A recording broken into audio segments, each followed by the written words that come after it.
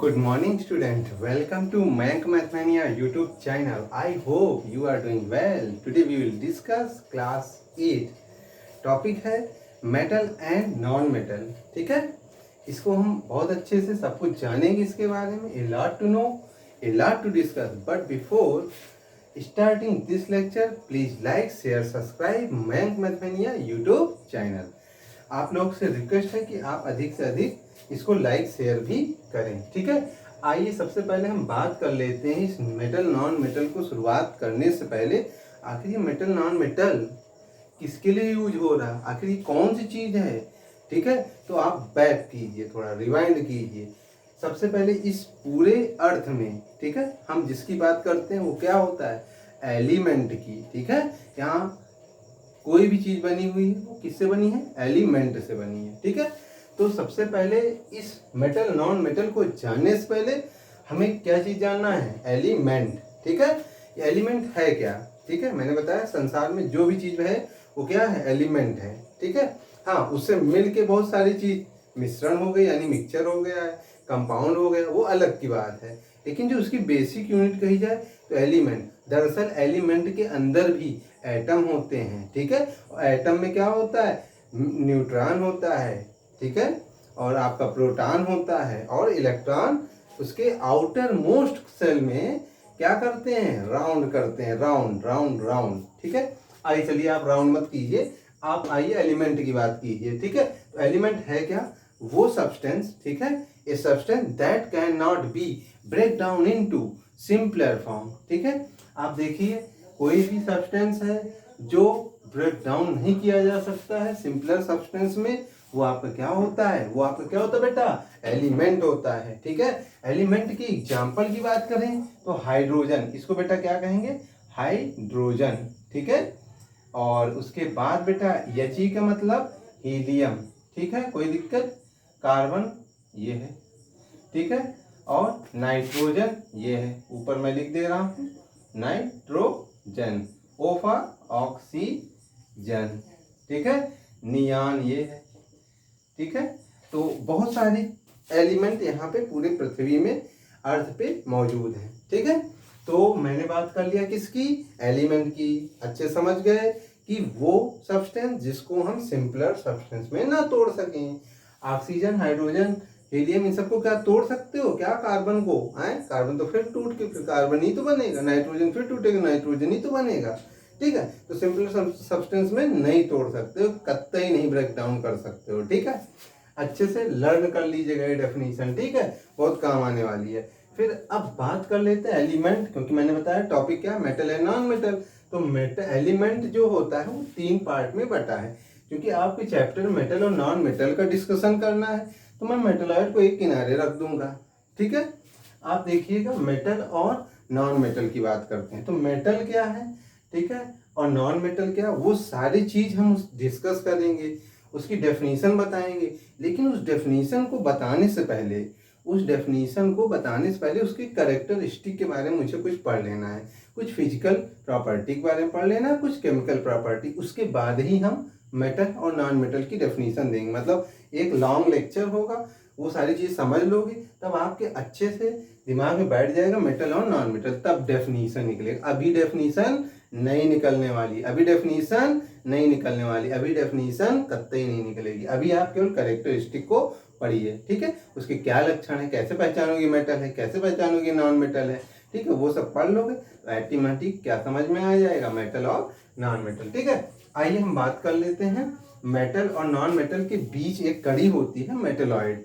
ठीक है, मतलब मेटलॉइड वो प्रॉपर्टी है जो मेटल का भी ध्यान रखे और नॉन मेटल का भी, मतलब कि दोनों को प्रॉपर्टी अपने अंदर एग्जिस्ट कर ले.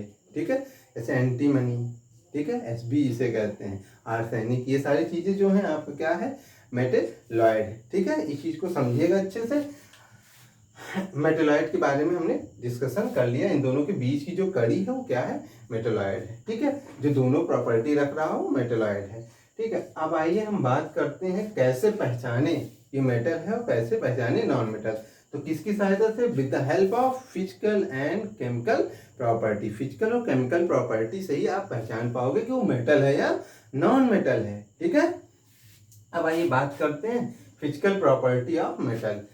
सबसे पहले जब फिजिकल और केमिकल से पहचान सकते हैं तो चलो आप फिजिकल प्रॉपर्टी हम मेटल की पता करते हैं, फिर नॉन मेटल की पता करते हैं, फिर हम केमिकल प्रॉपर्टी मेटल की और नॉन मेटल की पता करेंगे। ठीक है, तो आइए मेटल की जो फिजिकल प्रॉपर्टी है बेटा, सबसे पहला पॉइंट है वो फिजिकल स्टेट, उसकी भौतिक अवस्था। ठीक है, आखिर वो किस स्टेट में पाया जाता है। ठीक है, आप देखिए, आप कार वो क्या कहते हैं, आप एक स्टेट में हो ना कि आपकी जो बॉडी बनी है वो कुछ सेल से बनी हुई है। ठीक है, आप इस स्टेट में पड़े हो कि अगर आपको गर्मी लगती पसीना निकलने लगता है। ठीक है, ये एक स्टेट है।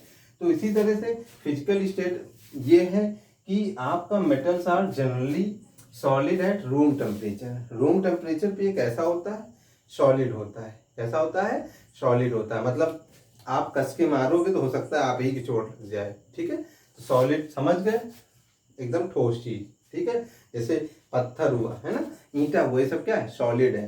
तो अब समझिएगा, यहाँ पर मैं बात कर रहा हूँ किसकी बात, फिजिकल स्टेट की। तो मेटल्स जनरली कैसे पाए जाते हैं बेटा, सॉलिड। लेकिन लेकिन लेकिन आप ध्यान रखिएगा, आपकी बुक में एनसीईआरटी में नहीं मिलने वाला।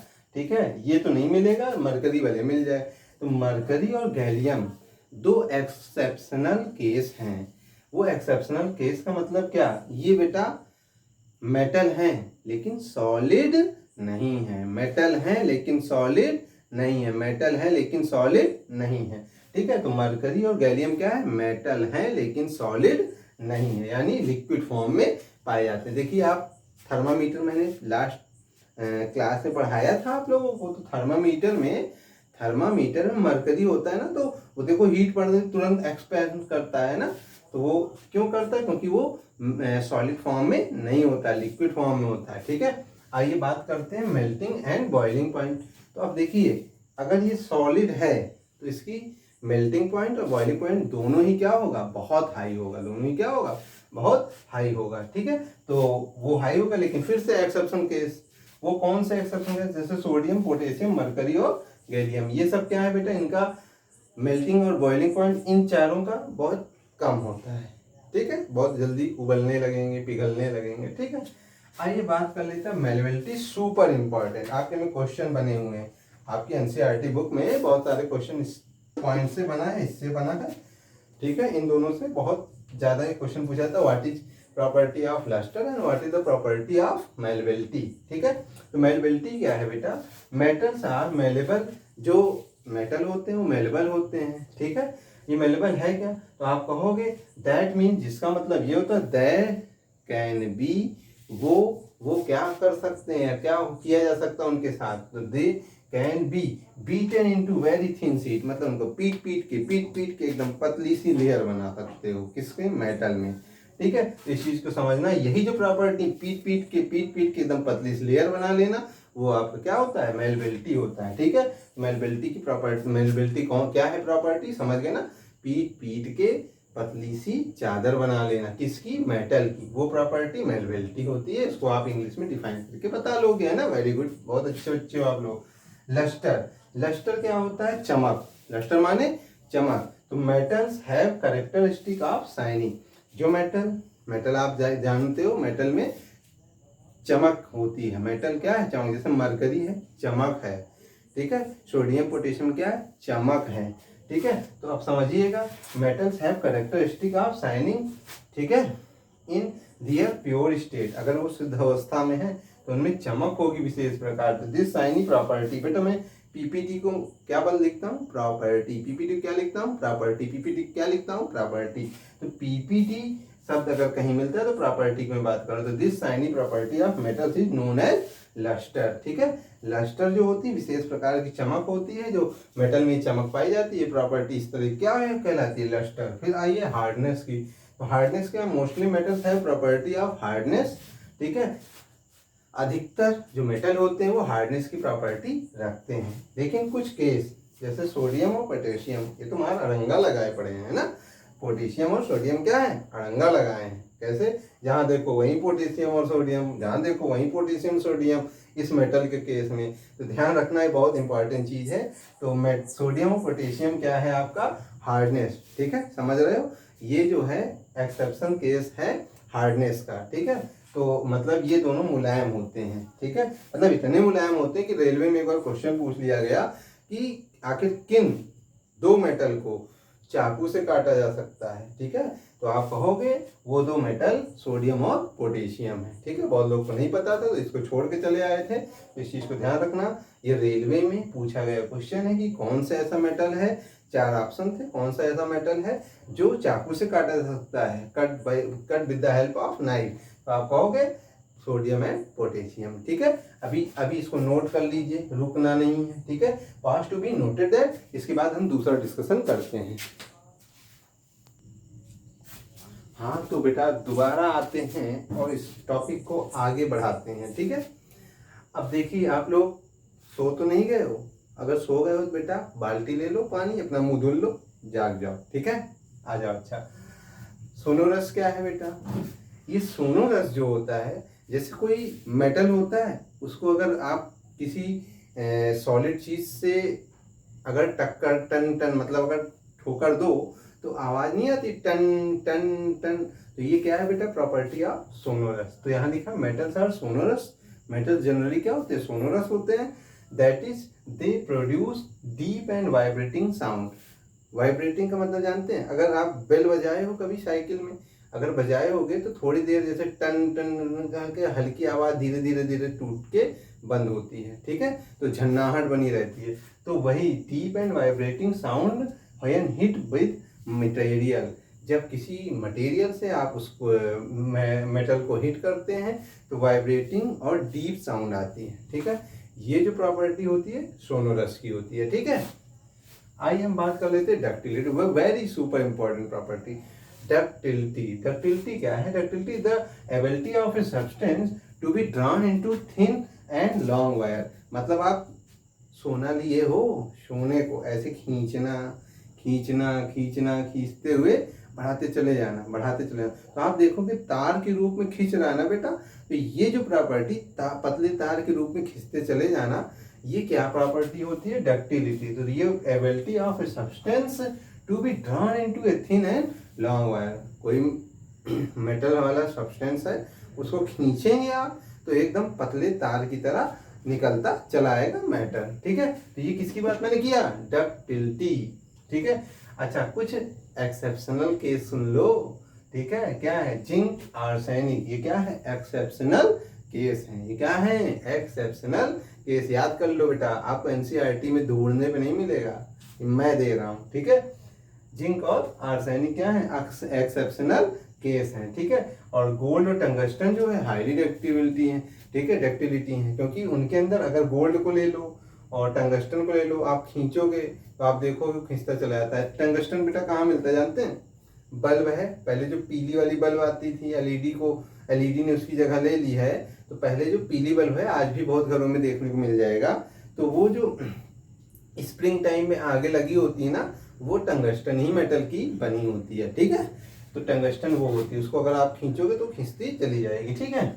आइए बात कर लेते हैं टेंसिल स्ट्रेंथ। टेंसिल स्ट्रेंथ क्या है? वही चीज जो आप खींच रहे हो ना, ये मेटल ही ऐसी सब्सटेंस है जो सह लेता है उस खिंचाव को। अभी आपका कान खींचा जाए ना, 4 बार ऐसे हल्का सा उसको ऐसे बढ़ा दिया ना, 4 बार आवाजें आएंगी पे करके, है ना। ये चीज जो है आपका टेंसिल स्ट्रेंथ, यानी कोई मेटल होता है वो बेटा सह लेता है। खींचो बेटा, और खींचो और खींचो और खींचो, ये चीज कौन कहता है? मेटल कहता है, ठीक है। मुझे और खींच लो, ठीक है। यही है, it is a property due to which a substance can be bear a lot of strain. एक खिंचाव सह सके, ठीक है। और वो बेटा विदाउट ब्रेकिंग, बिना टूटे, ठीक है। तो वो जो है पीस में ना टूटे और खींचता चला जाए। तो ये जो प्रॉपर्टी रखता है, कौन रखता है? मेटल रखता है। इस प्रॉपर्टी का नाम क्या है? टेंसिल स्ट्रेंथ, ठीक है।